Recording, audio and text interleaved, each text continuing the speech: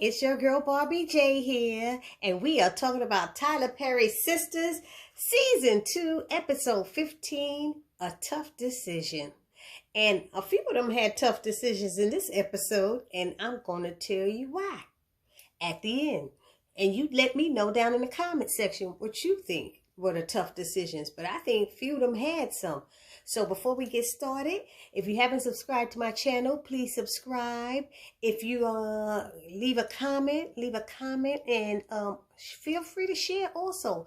But let me holler at my comment section. Everybody who's been holding me down: Lamont Simpson, Ty Harrell, Bobby Ray, Isaiah Hill, Shanice Says, Karen Wilson, Justine Broxton, who else? Avissa 23, Jalen Lewis, KL, you know, and the list goes on.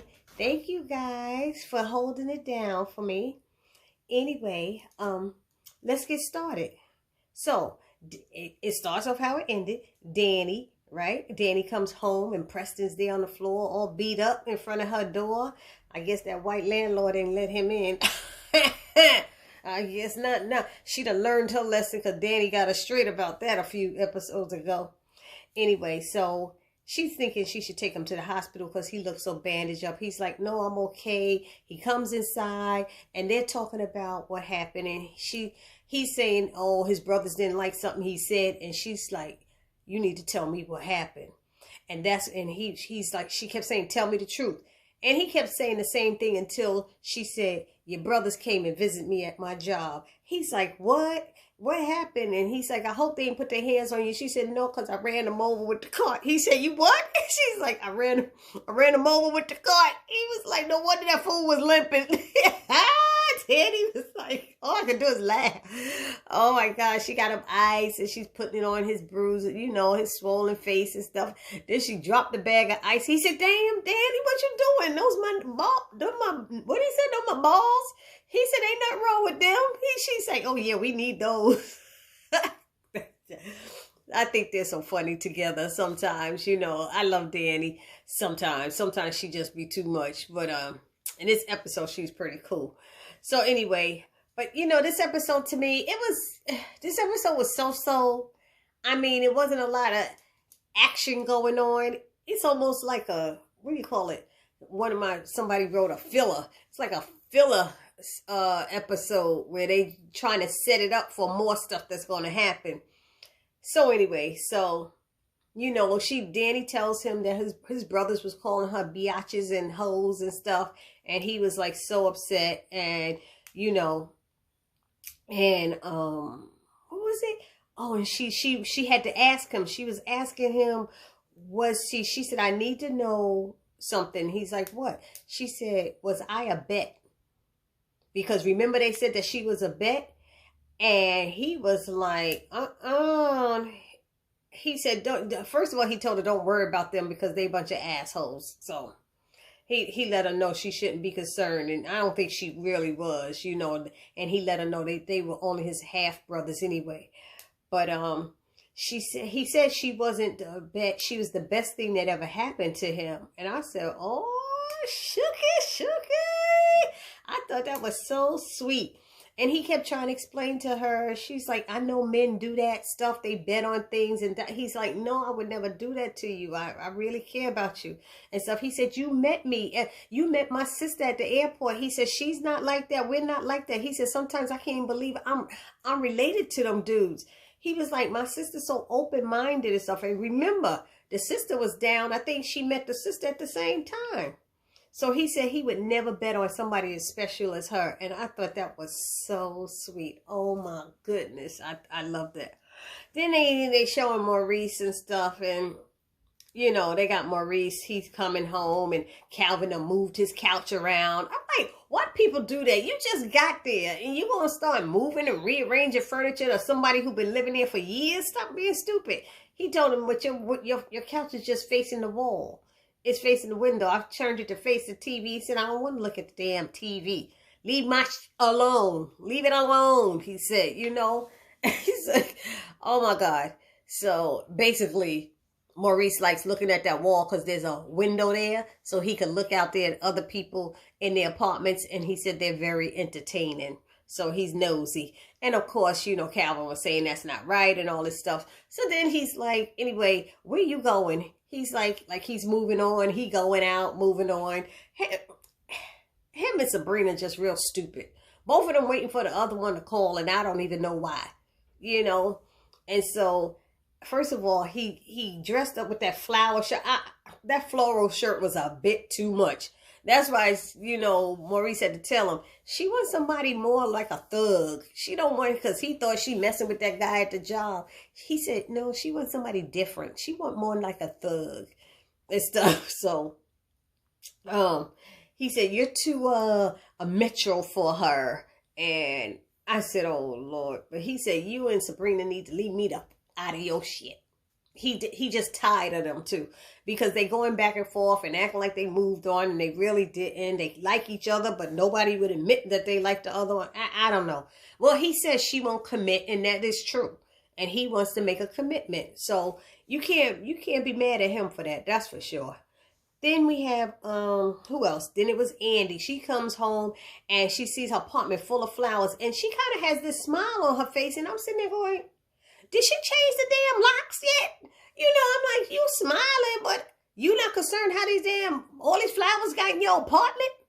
Even if the building put them in there, first of all, you need to ring my bell and let me know we leaving something up in your apartment. Don't just be coming in my house. I don't know how her building works, but anyway, come to find out, the building brought those flowers up. And of course, they was from Gary. And Gary had this little love note and sorry and yada, yada, yada. And the violins were playing. And I was like, who gives a damn? Who cares? It's like, yeah, who cares? Okay. Thank you. Anyway, so this part was stupid because I could feel something while she was talking to the guy. So the doorman comes up to get, oh no, she takes the pictures of the flowers first. She takes pictures of the flowers and send a video and sends it to Karen. I don't know how Karen was able to watch it while driving. She must got some special type of vehicle, But she took the pictures. She shows it to Karen. Karen's like, yeah, I see it. And you need to stay away from him. Don't call him back. Leave him alone. Move on. She's like, I just was showing you what he did. And blah, blah, blah. She was like, how does it make you feel? And, they had their little sister moment. And the door knocks. And she's like, well, who's that? She said, oh, that's just the doorman. And she was like, you sure? She said, what, you want me to do, a FaceTime call? So it was the doorman. So this young white kid up there, come to find out his name is Nicholas. But obviously she never met him before, because she's sitting there gossiping with him because he said, what do you want me to do with the flowers? I heard it took 2 guys to bring them all up. And so all of a sudden she gonna offer to help him put it up there. First of all, who calls the damn doorman and then offer to help him take their stuff out and then give him a tip? If you want to help, you don't need to tip. Now, if you call him for his help, then sit your behind down and let him do his job. That's it. So she offers to do that, and then she tells him to give the flowers to his girlfriend if he wants. He said, nah, she ain't worth that. She's like, damn, really? He said, yeah, I told her to her face. He said, really? And so he said, but I'm not going through all the stuff you're going through. She's like, what? And that's when she learned that everybody in the building talking about her, that Gary's wife was up there handing out flyers about her in front of her building, and she didn't know it. She said, no wonder everybody looking at me all crazy. He said, no, just probably Mr. Phelps. And she started talking about Mr. Phelps and how he's up in the penthouse. And come to find out he owns the building, and he doesn't want, she's telling the story how he flirts with her, and the guy is asking her questions. I'm like, you hear this fool asking you questions, why are you answering them? Because it seems strange. Usually the doormen and stuff don't talk that much. They talk, but they don't be asking questions like that. And she's answering and saying she gets out of the elevator when he gets in, and that, she know he's a ladies' man, and Mrs. Phelps is so sweet. And he's like, yeah, she is. And then she said, oh, what's your name? Nicholas Phelps. Hello. You done told all this business and talking about his family. Anyway, so moving on. So I'm glad that it wasn't, she needs to learn who her staff is in her building. And I'm glad Gary didn't get into that apartment, which means she probably changed her damn locks finally. Then they show Fatima and Zach, and she meets him at the door with her little nightie on, and she knew what she wanted, trying to act like she didn't, and then don't want to mess up her hair when he trying to drag her ass in the shower with him. And that big behind got right up in that shower, and he wore her out and messed her hair up and everything. And she knew it, that was going to happen, but she went for it. And he thanked her for pushing him the way she does, and everything. And, you know, and she was checking out his body. He's like, you like the back and the front. I think he had the tattoos on the back, right? In the front, he didn't. Cool. So they got that thing out, but I couldn't hear what they were saying. I don't know about anybody else. Let me know in the comment section. I think the music was too loud. I could not hear what they were saying. A lot of them were talking low during this episode. There was moments when I couldn't understand Danny and Preston and stuff. Everybody seemed to be talking low. Karen and Aaron, certain things they said I couldn't hear. I said, what is going on? And I had my TV turned all the way up. So I just know the bathroom scene, the music was too loud in the background. So anyway, let's see. Karen and them are sitting in there talking about their relationship, Karen and Aaron. And they talk about their relationship, and she mentions when they almost got busy at the hotel, and then she asked him how does he do it to abstain, and you know she don't think she could do that as far as abstinence is concerned. She needs to feel a man in her, on her, around her, all that stuff, you know. And they sit up and talk all night and stuff about it. And they said, they both said they're going, we could talk, they're going to ask questions and get to know each other. And so Aaron's first question was, how old was you when you lost your virginity? And she had the glass of wine, almost spit it out. She spit the damn like, oh, and she jumped up. Oh, let me go and get some more. This wine is good. Let me get another glass. She tried to ignore the question. I said, oh, see, you shouldn't have said that, because he said, ask me all you want. I got answers for you. She said, me too. And the first question he asked was that, first of all, why he even asked that? That's kind of personal, but, you know, there ain't nothing you need to know. I don't know. That's along with that, how many people you don't slept with, I guess, question, right? Right? I think so. Anyway, what else happened? So they lay down in bed, and she's sitting there, and he's laying there looking all good, and he wakes up and turns around, and she's sitting there all mad, Karen, because she can't do it. She can't stand being next to him, because like I said, she said she wants somebody in her, you know, she's sitting there. I think she was sitting there, and he must have been hard. You know how men wake up, they wake up and their thing is sticking up, and they like, oh shoot. And she's sitting there going, look, like she awake or he awake. I don't know what she called him. And I said, all I could think of R. Kelly says, my body's calling for you. I could feel it calling me, body. I said her body was calling. She wanted some of that ding dong, dingity ding ding dong dong. And she was like, you know, she said, how can we get to know each other if we don't get to know each other? And he sitting there talking about the only way like they would have sex is if they married. And she's like, I would have problems with that. I ain't trying to marry nobody to have sex, you know. I need to know how they are before we get married, you know. Anyway, so she said, you know, he said, don't worry about it. He said, when it happens, it'll be worth it. I said, okay. She was like, you so confident, because the things he was saying, he talked with confidence and stuff. And he said he know who he is, and he know who his God is. And he knows, you know, I was like, okay, don't start preaching up here, Rev. Don't start preaching. But he asked her to please be patient. And she was like, I want a man on top of me and inside of me and all touching me and making me feel sexy and wanted and loved. And then he let her know that she be calling. He asked her, was she still in love with Zach? And she's like, no. He said, no, you are. And she said, you know, she don't even want to talk about him because she pissed about what he did with her credit card and stuff. But he let her know, you call his name in your sleep. She didn't even know that.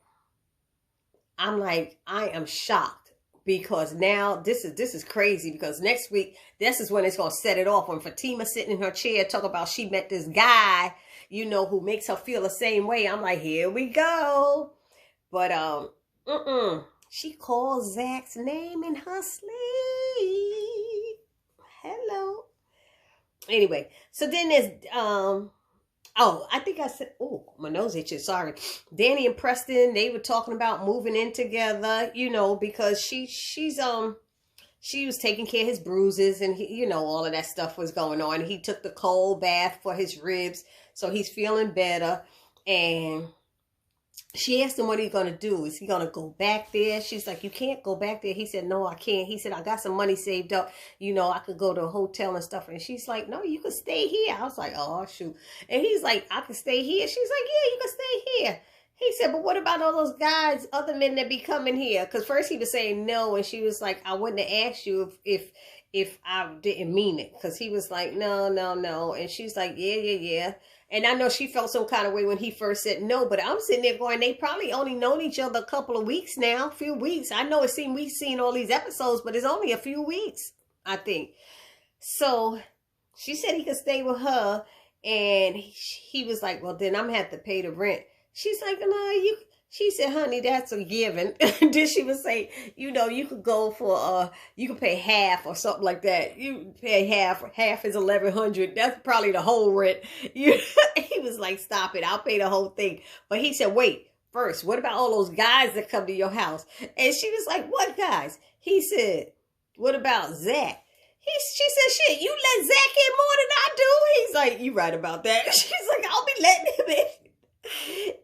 And then she said, what is it? He said, what about that other guy? She said, what other guy? The butt licker. She said, you just gotta keep bringing him up. I don't want him here. He ain't coming here. She should have said, I ain't seen him since that day. That was a mistake. Just say it was a mistake. He called him the butt licker. I said, oh my God, that's so funny. I like them together. I don't know why, but I like those two together. He's so country and she's so crazy. And then what was one of the last things? Oh, Fatima calling Karen to get her hair done, before she go to work because Zach messed it up in the shower. She wakes up Zach and they talking and stuff like that, and talk about, he tried to snap on her and say she said, don't you know not to touch no black woman's hair? And he said, there ain't no black woman's hair. Because see, he told about all the women with the weave. She said, excuse me, this is my hair and I'm a black woman. Thank you. I said, put them in check, Fatima. Everybody don't have a weave. Everybody ain't walking around with some Indian woman's or Asian woman's hair. So anyway, and then what did it end with? Oh, when she called Karen, Karen was sitting in the precinct reporting Zach for her credit card issue. See, she should have made sure. I don't think I'm pissed at her right now because they didn't show her making sure that it was him and following up. And did she hear back from Sabrina's friend who had the connection? She should have waited back for Sabrina's friend first before she did that move on Zach. And I think she did that because she's mad because Aaron says she be calling Zach's name in her sleep and he thinks she still loves him. So now she all up in flesh. She's so wrong. It's so wrong. And so then they show Sabrina calling, and they need to do this. Sabrina's calling Danny to tell her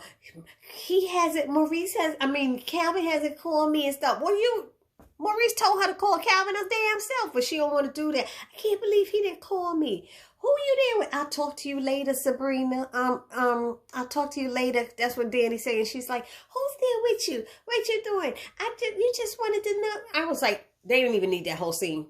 They could have left that scene out. It was just a filler scene, whatever.